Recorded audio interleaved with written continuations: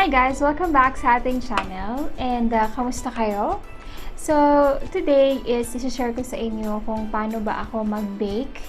So, ang pagbe-bake guys is ginagamit para matulungan tayo na panatiling mas matagal yung ating foundation. Para hindi tayo mabilis mag-oil up, lalo na sa mga T-zone ito, kung saan mabilis tayo mag-oil up or mabilis nagpo-produce yung oil sa part ng yan sa ating face. So, ginagamit yung pagbe-bake para maging hulas proof yung inyong foundation at mas lalo siyang tumagal. So, today, since actually aalis ako ngayon, pupunta ako ng SNR, is perfect timing para pakita ko sa inyo kung paano ako mag-bake. So, itatry din natin ngayon yung product ng Maybelline Fit Me Loose Finishing Powder. So, ayan guys. So, hindi ko pa ito natatry. So, ngayon ko lang siya itatry. So, subukan natin to kung kamusta ba siya. So, ito yung gagamitin nating loose powder sa pag-bake. And, ang shade na nakuha ko dito is itong 10, which is yung Fair Light. Ayan. So, ayan siya guys. Ayan. And, ang gagamitin na rin nating foundation dito para mag-match is yung ating Maybelline Fit Me. Ang shade ko dito is 220. Ayan. So, parehong Maybelline na lang yung ating gagamitin. So, lagay na ako ng moisturizer sa aking face. So, every time na magme-makeup kayo, foundation, make sure na mag-moisturize muna kayo. And then, for our primer, ang gagamitin natin yung FS primer. So, ilalagay ko lang itong primer para mas lalong smoothen yung ating mga pores. So, yun yung gamit ng primer, guys. So, maglalagay lang ako para mas smooth i-apply yung ating foundation. At the same time is yung mga fine lines natin is mag-lessen. Lalagyan ko lang yung buong mukha ko.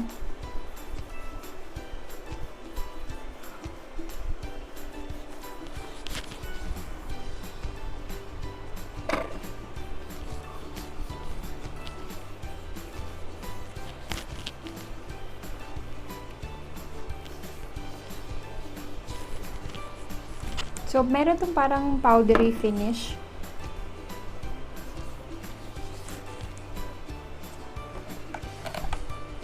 Ayan, so nalagyan ko na lahat ng primer yung aking face. So, next is yung ating Fit Me foundation. So, ang gagamitin ko dito guys is a flat kabuki brush.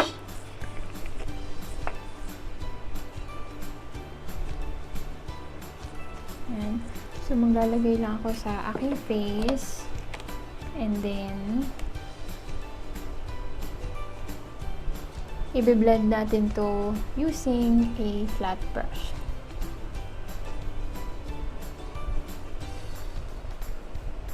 So, dito muna ako sa half ng face. Kasi, ganun yung gusto kong pag-a-apply ng foundation. Gusto ko yung kalahati lang muna. Lagyan natin yung leeg. Ayan. So, may sobra sa kamay ko. Lagay ko na lang dito. Then, blend natin siya with the brush.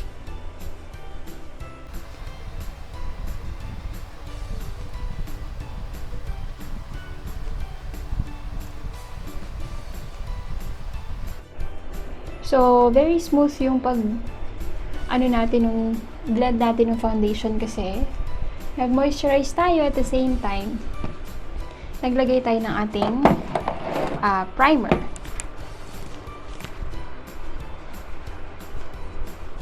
Ayan. So, lagyan na rin natin yung kabila.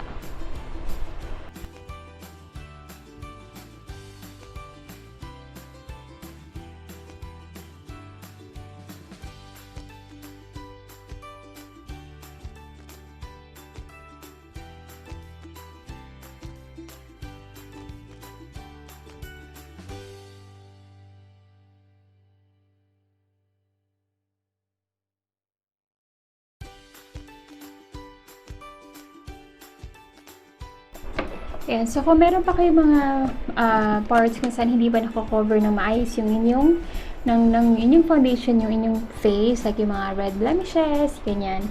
So, i-cover nyo lang, daanan nyo lang ulit. So, nasa sa inyo naman yan kung ilang layer yung gusto nyo. So, ako ayoko naman masyado na makapal na layer since hindi naman ako pupunta sa isang aurahan or party. Lalabas lang tayo dyan, guys. So, kaya rin na sa akin hindi masyadong makapal. And yung performance naman ng Fit Me is para sa akin okay naman siya. So, nako-cover naman niya yung mga blemishes ko na gusto kong makover.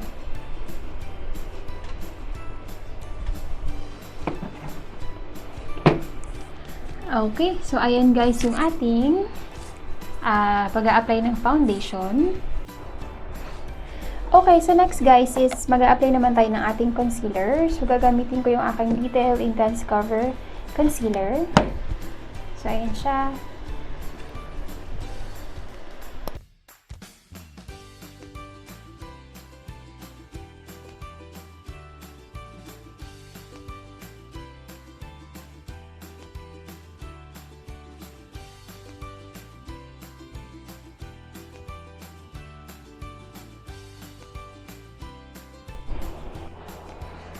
Okay, for this one guys, is gagamit tayo ng ating damp sponge para i-blend yung ating concealer.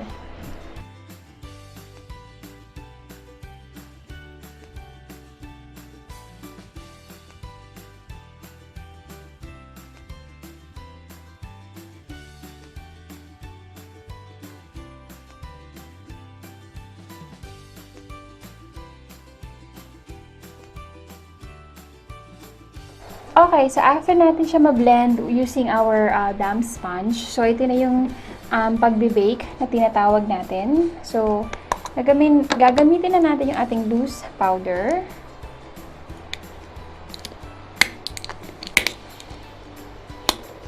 So, ayan guys, kakatanggal ko lang kasi nga, hindi ko pa ito nagagamit. So, ito try natin siya. And then, this time, gagamit naman tayo ng dry sponge. So, dry ito guys ha. Make sure na dry. And then, kukuha lang tayo ng certain amount ng ating powder.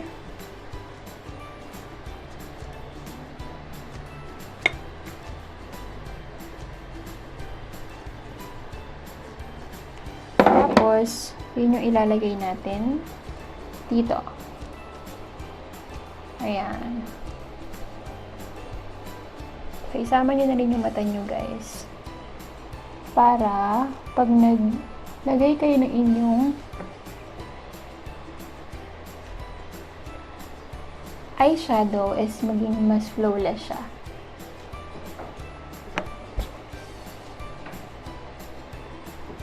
Ayan. So, ganyan ako mag-bake, guys. So, dito. So, yung T-zone yung importante kasi ito yung mabilis mag-oil up sa akin. Okay, guys. So, nalagyan ko na yung mga part na kailangan kong lagyan or i-bake. Especially ngayong aking T-zone. Dahil dyan ako masyado nag-oil. So, maghihintay lang tayo ng at least 5 minutes. So, let it set. So, yun na yung tinatawag nating baking. Okay, so hayaan lang natin siyang i-absorb nung ating skin and at the same time nung ating foundation, yung powder, yung loose powder. And then mamaya, after 5 minutes is, tsaka na natin siya i-brush out gamit ang ating powder brush. Okay guys, so tapos na yung ating 5 minutes. So, i-brush out na natin siya gamit yung ating powder brush. So, ginagawa ko lang dyan guys is ginaganyan ko lang. So, parang kinakalat ko rin sa ibang parts. Ayan.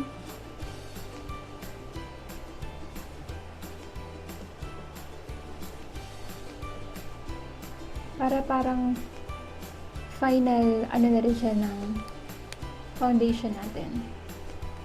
Yun yung pinaka-powder na ilalagay natin.